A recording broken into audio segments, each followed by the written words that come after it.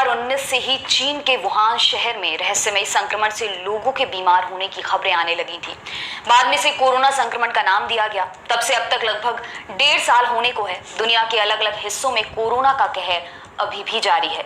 इसे कंट्रोल करने के लिए कोई स्पेसिफिक दवा नहीं है। कोरोना से निजात पाने के लिए कई लोग दवाओं से परे भी चीजों को देख रहे हैं। ऐसा ही एक नाम है नाइट्रिक ऑक्साइड नेजल स्प्रे का। नेजल स्प्रे का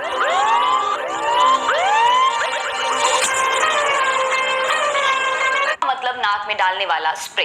इसके बारे में उम्मीद की जा रही है कि ये कोरोना का इफेक्टिव इलाज हो सकता है। हाल ही में इसके फेज 2 ट्रायल ने भी उम्मीद जगाई है। जानते हैं नेजल स्प्रे आखिर है क्या। नाइट्रिक ऑक्साइड को बैक्टीरिया, फंगाई, हेलमिंथ्स, प्रोटोजोआ और वायरस के खिलाफ काफी प्रभावकारी माना जाता है। SARS-CoV-2 यानी कोरोना संक्रमण से निपटने में नाइट्रिक ऑक्साइड की क्षमता परखने के लिए शोधकर्ताओं ने कई प्रयोग किए। SARS-CoV-2 वायरस की प्रतिकृति पर इसके प्रभाव का मूल्यांकन किया। उसके बाद सितंबर 2020 में अपने निष्कर्ष प्रकाशित किए। रिसर्च पेपर के लेखकों में से एक स्वीडन की उपासला यूनिवर्सिटी के प्रोफेसर A.K. लुंडकवेस्ट ने दावा किया था, हमारी जानकारी में नाइट्रिक ऑक्साइड एकमात्र पदार्थ है जो अब तक SARS-CoV-2 पर सीधा प्रभाव डालता दिखाई दिया है।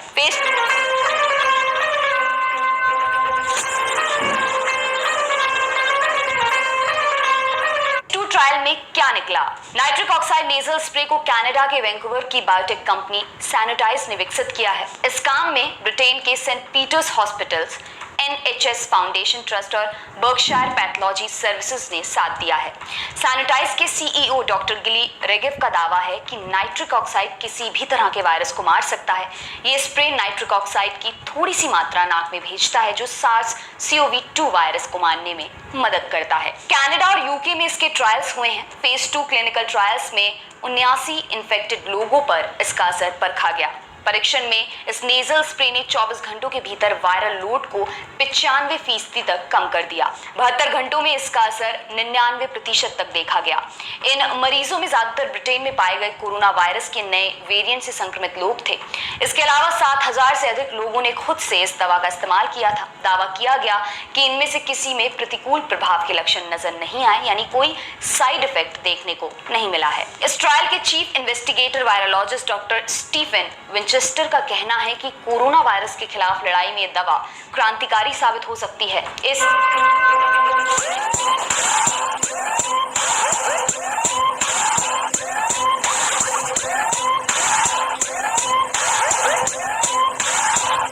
नेजल स्प्रे को लेना और लाना ले जाना भी आसान है। ये कोरोना वायरस के प्रसार को भी बहुत हद तक कम कर सकती है।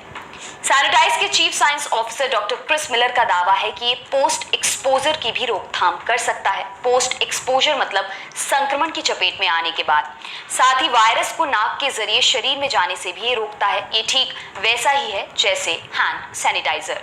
उन्होंने कहा, नेजल स्प्रे थोड़ी मात्रा में नाइट्रिक ऑक्साइड रिलीज करता है। इसका काम नाक के अंदर वायु मार्ग में वायरस को मारना होता है। यदि आप बाहर हैं, लोगों की भीड़ में हैं और संक्रमित होने की आशंका है, तो आप स्प्रे का उपयोग कर सकते हैं। ये नाक में वायरस जाने की संभावना को कम कर देता है। हमने देखा है कि जब लोगों पर वायरस का बहुत अधिक लोड होता है, तब भी ये स्प्रे वायरल लोड को काफी कम कर सकता है। अब जान लेते हैं कि क्या इस नेजल स्प्रे को किसी तरह की मंजूरी अब तक मिली है।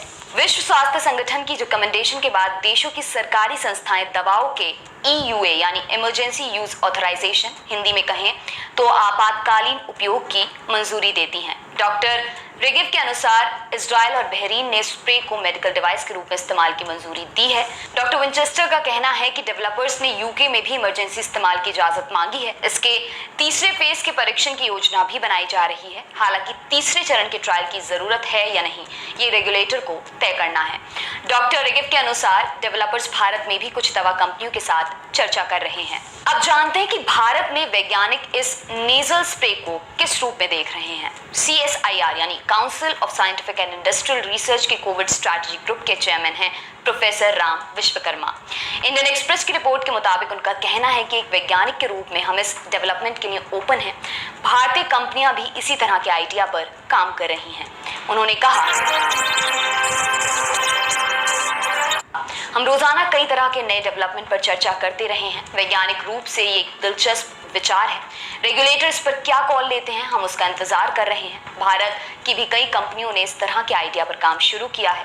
नाइट्रिक ऑक्साइड की एंटीवायरल क्षमता पर कोई सवाल नहीं है। मैंने रिपोर्ट और परिणाम देखे हैं। सैनोटाइज पहली कंपनी नहीं है, दुनिया भर में कई परीक्षण चल रहे हैं। दी लल्लन टॉप